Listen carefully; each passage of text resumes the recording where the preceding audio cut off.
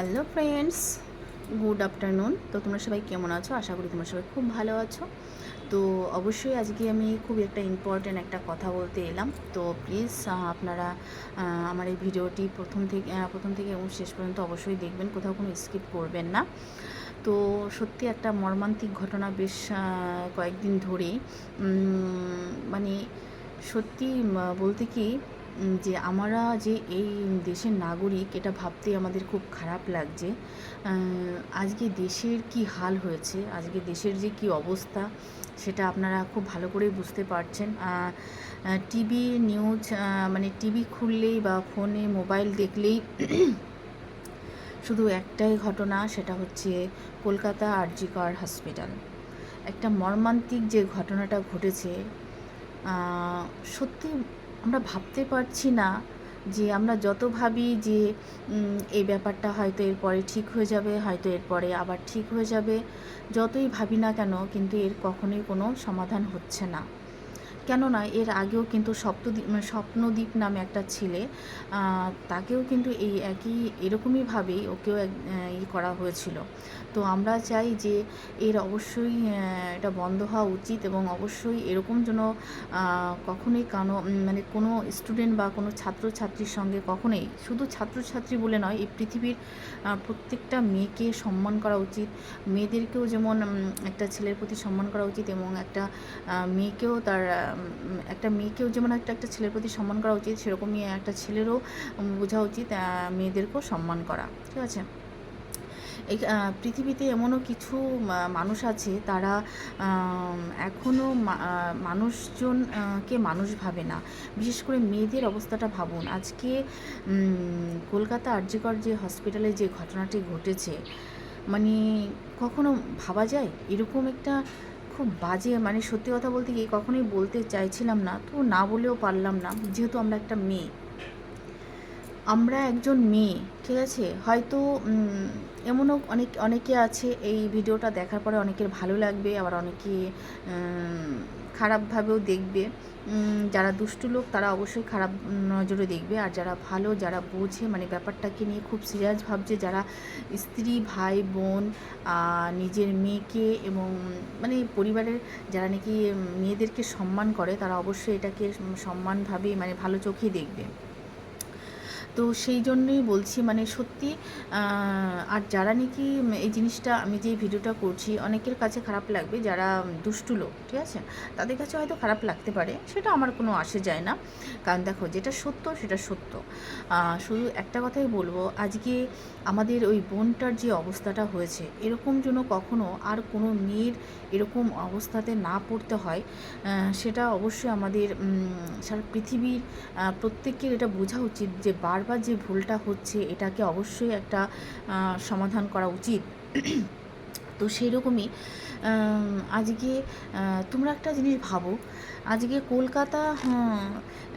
কলকাতা এই আরজি কর হসপিটালে এই যে ঘটনাটা ঘটেছে, এটা একটা, মানে সত্যি কথা বলতে কি, আমরা মানে ভাবতে পারো, আমরা যে সাধারণ মানুষরা রয়েছি, তাহলে আমাদের অবস্থাটা কোন জায়গাটা দাঁড়াবে। আমরা রাস্তাঘাটে যে চলাফেরা করব, আমাদের বাচ্চারাও তো টিউশনি পড়ছে, বাইরে অনেক কিছুই শিখছে, তো সেক্ষেত্রে আমাদের বাইরে বেরোতে হয়।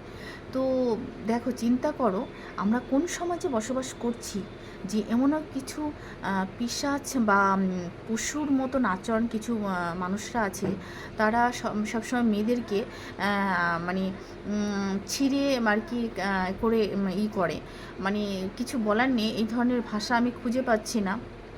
তো শুধু একটা কথাই বলবো, এটাকে অবশ্যই ইমিডিয়েটলি বন্ধ করা উচিত, এরকমটা কখনোই করা উচিত না। ঠিক আছে? তো সত্যি আজকে বোনটার সঙ্গে যে ঘটনাটা ঘটেছে, এরকম যেন কারোর সঙ্গে এই ধরনের ঘটনা যেন কখনোই না হয়। ঠিক আছে? আর এটা নিয়ে যদি কথা না বলি, এটা খুব অন্যায় হবে। আর সত্যি কথা বলতে খুব খারাপ লাগছে এটা ভেবেই যে আজকে যে বোনটা আমাদেরকে ছেড়ে চলে গেল, ও ছিল মানে কী বলবো, একটা অমূল্য রত্ন। ঠিক আছে? খুব ভালো একটা সুন্দর একটা মেয়ে।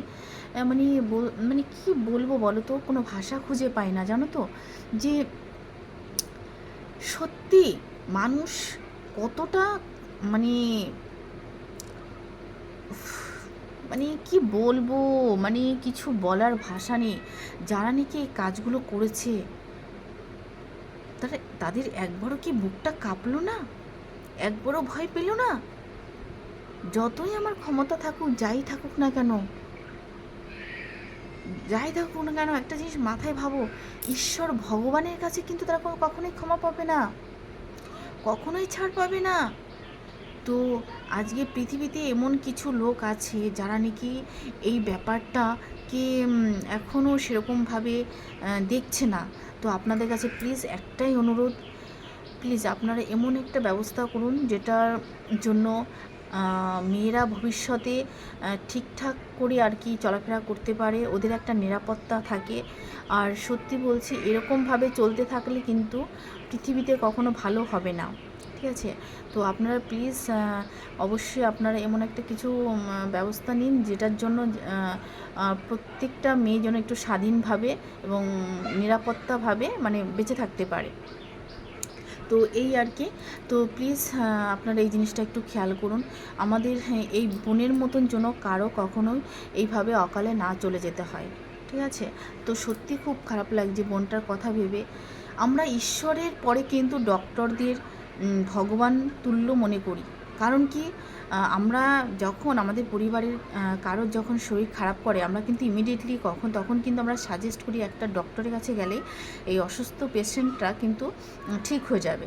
তো যাদের উপর নির্ভর করি সে জীবন ফিরে আনার, সেই মানুষ মানে তোমাদের বলে বোঝাতে পারছি না, মানে সেই মানুষগুলোর যদি এরকম কোনো নিরাপত্তা না থাকে, তাদেরই যদি এরকম পরিস্থিতি হয়, তো আমাদের মতন সাধারণ ঘরের মেয়েরা কী করে বলো তো চলাফেরা করবে? তো আপনাদের কাছে প্লিজ একটাই রিকোয়েস্ট, প্লিজ এটার অবশ্যই একটা ব্যবস্থা করুন। আর যারা নাকি বোনটার সঙ্গে এত খারাপ এবং এত বাজে যে ঘটনাটা ঘটিয়েছে, এটাকে অবশ্যই আপনারা একটু দেখুন, উপযুক্ত শাস্তি দিন। আমরা সবসময় চাই অবশ্যই যারা অন্যায় করেছে তাদের জন্য কখনোই ক্ষমা করা না হয়, ঠিক আছে? অবশ্যই একটু দেখুন। তো এই আর কি। তো এই ভিডিওটা আমি করতে একটু বাধ্য হলাম। প্লিজ আপনারা আপনাদের যদি কখনো এই ভিডিওটা যদি ভালো লাগে, কারো যদি ভালো লাগে, প্লিজ তো একটা কমেন্টস করে জানাবেন, ঠিক আছে? তো বাই বাই।